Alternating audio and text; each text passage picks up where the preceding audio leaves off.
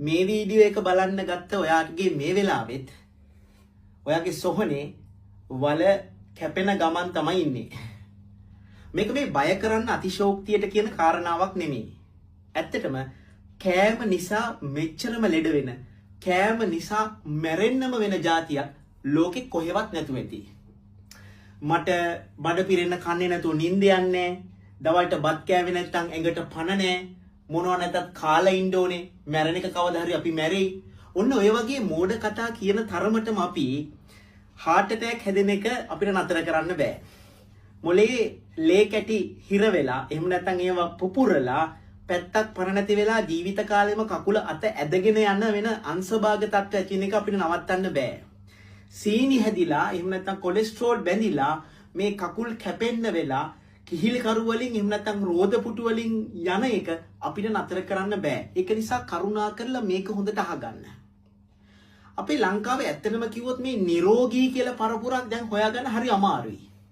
අපි දැන් සෞඛ්‍ය කියලා කතා කරන්නේ, කෙනෙක් සෞඛ්‍ය සම්පන්නයි කියලා කතා කරන්නේ එයාගේ ශරීරයේ ජීවත් වෙන්න ඕනේ කරන එයාගේ ප්‍රශස්ත මට්ටමට එයාගේ ඉන්ද්‍රිය පද්ධති ක්‍රියාත්මක වෙනවාද කියලා බලලා තමයි අපි කියන්නේ කෙනෙක් සෞඛ්‍ය සම්පන්න නැද්ද කියලා.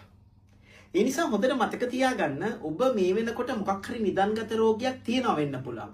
එහෙම නැත්නම් බොහෝ වෙලාවට නිදන්ගත රෝගයක් මේ වෙලාවේ ඔයාගේ ඇඟෙත් හැදීගෙන එනවා. හැබැයි ඔයා ඒක දන්නේ නැහැ.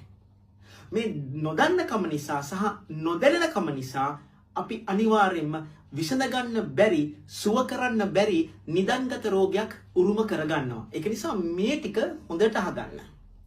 ශරීරයට ශක්තිය ගන්න අපි ආහාර වලින්. මේ ආහාරවල ප්‍රධාන මූලාශ්‍රය, ශක්ති මූලාශ්‍රය තමයි කාබෝහයිඩ්‍රේට්. ශ්‍රී ලාංකික වෙච්ච අපි අපේ බත් වලින්, අපේ පාන් වලින්, ඒ කියන්නේ අපේ පාන් පිටි වලින් තමයි අපේ ප්‍රධාන ශක්ති මූලාශ්‍රය අපි සපයගන්නේ. හැබැයි අවාසනාවට අපි කන ප්‍රමාණයට වඩා අපි දහනය කරන ඉතාමත්ම සුළු ප්‍රමාණයක්. ඉතින් මේ කන ටික ශරීරයට දෙයක් කරගන්න බැරුව ඒවා තෙල් බවට පත් වෙනවා. එහෙම නැත්නම් සීනි පාලනය කරගන්න බැරි තත්ත්වයට පත් වෙනවා.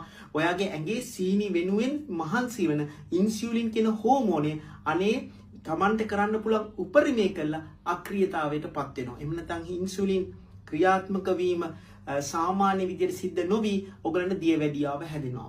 රුධිරවල තෙල් මට්ටම් වැඩි වෙලා ඔයාට කොලෙස්ටරෝල් හැදෙනවා. මෙන්න මේ දෙකම හැදුනට පස්සේ ඔයාගේ හදවත අක්‍රිය වෙන එක නවත්ත ගන්න බෑ. ඔයාගේ වකුගඩු දෙක අක්‍රිය වෙන එක නවත්ත ගන්න බෑ. ඒ නිසා වෙන්ම තමයි මේ අපි ගන්න ආහාර රටාව ගැන අපිට පොඩි